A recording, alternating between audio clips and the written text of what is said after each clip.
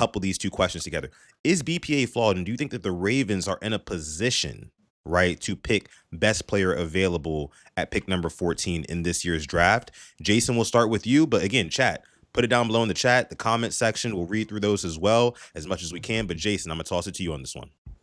Yeah, I kind of alluded to this earlier, but we are not in a position to go BPA right now. We're going to have to scoot our board, and like BPA works if you do it right.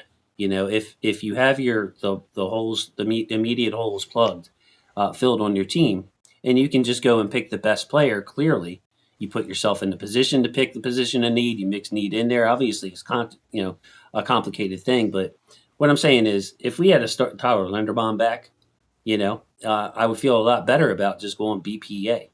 If we had a stronger inside offensive line at guard, with John Simpson and Emory Jones, both I believe in Emory Jones wholeheartedly. John Simpson is okay.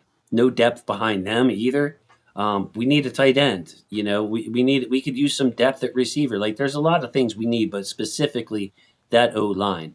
And if we had, like I said, if we had Tyler Linderbaum on this team right now, I would say just go BPA. We're going to be fine. We'll get a guard somewhere in this draft. Maybe we can sign a veteran guard, but we're not quite there with like plugging the holes. And that's, when you have immediate holes, you have to push those guys up the board. And what do you end up doing? You end up passing on the BPA because you're drafting more for need at that point. So you want to go BPA, have a clean roster going in. And right now, I don't think we're quite there. Fantastic. That's honestly a great way to put it. I don't think we are right now this year. Obviously, last year we drafted Malachi Starks, but this year we have way too many holes.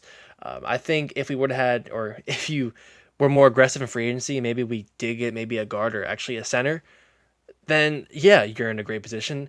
If we went out and got, like Cushionberry, let's just speak in hypotheticals, and maybe another guard before draft, then I think you're in a pretty good position, I'd say. But right now, absolutely not.